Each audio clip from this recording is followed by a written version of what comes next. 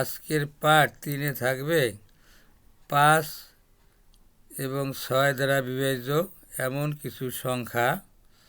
প্রথমত আমি 5 দ্বারা বিভাজ্য এমন কিছু সংখ্যা কৌশলগতভাবে বিভাজ্য কিনা তা দেখাইতে চেষ্টা করব।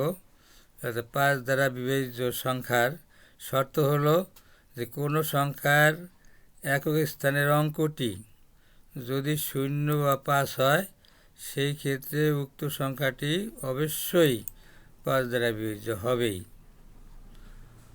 আবার বলছি, কোনো সংখ্যার একক স্থানের অঙ্কটি যদি 0 বা 5 হয় সেই ক্ষেত্রে সংখ্যাটি 5 দ্বারা বিভাজ্য হবে। তো এবার একটি উদাহরণ, একক স্থানের অঙ্ক 0 আছে এমন একটি সংখ্যা লিখলাম 4560। এই 4560 লিখতে একক স্থানের অঙ্কে 0 আছে, সুতরাং ভাগ দিয়ে দেখলাম যে 912 হয়। নির্দ্বিধায় 4560 5 দ্বারা বিভাজ্য হলো। এবারে একক স্থানের অঙ্ক 5 আছে এমন একটি সংখ্যা 5 আছে এমন একটি সংখ্যা লিখলাম 74565, যার একক স্থানের অঙ্কটি এই যে একক স্থানের অঙ্কটি সর্বডানে 5 আছে, সুতরাং সংখ্যাটি 5 দ্বারা বিভাজ্য হবে। তাই 74565কে 5 দিয়ে ভাগ দিয়ে পেলাম 14913, যা 5 দ্বারা বিভাজ্য। কাজেই আমাদের শর্ত দুইটা একদম সঠিক।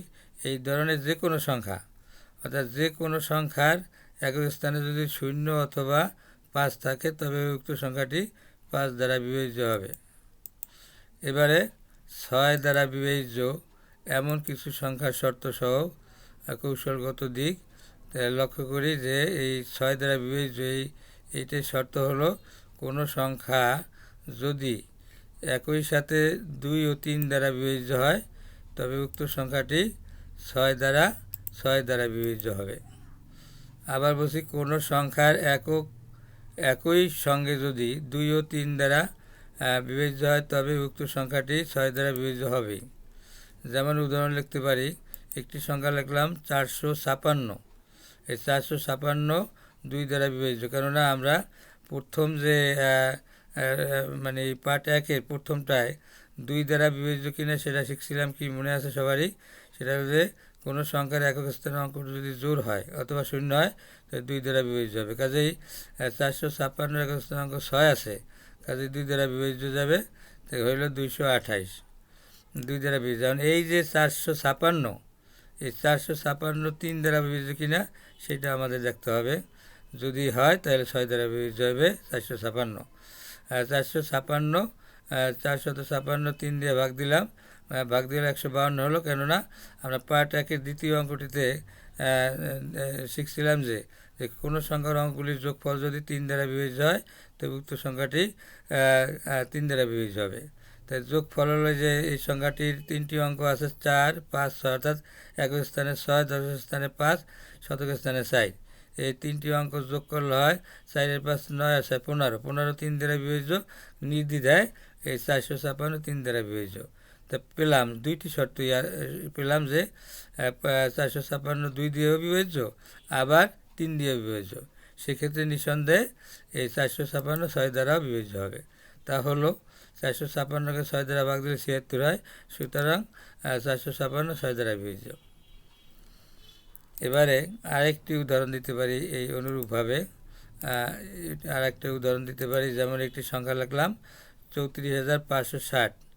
এই 34560-এর একক স্থানের অঙ্ক 0 আছে, 2 দ্বারা বিভাজ্য গেল, যার ভাগফল হলো 17280।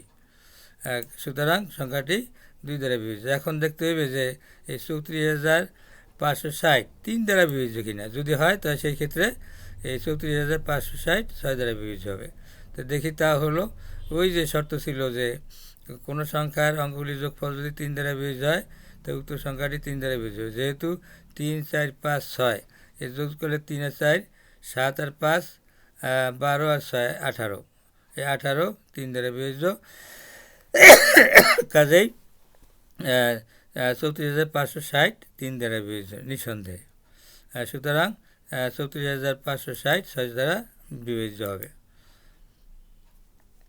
শিক্ষার্থীরা এই মৌলিক ধারণাগুলি ভালো করে শিখতে পারলে তোমরা অবশ্যই মোটামুটি অঙ্কগুলি সহজে করতে পারবা। এই কামনা শেষ করছি। আল্লাহ হাফেজ।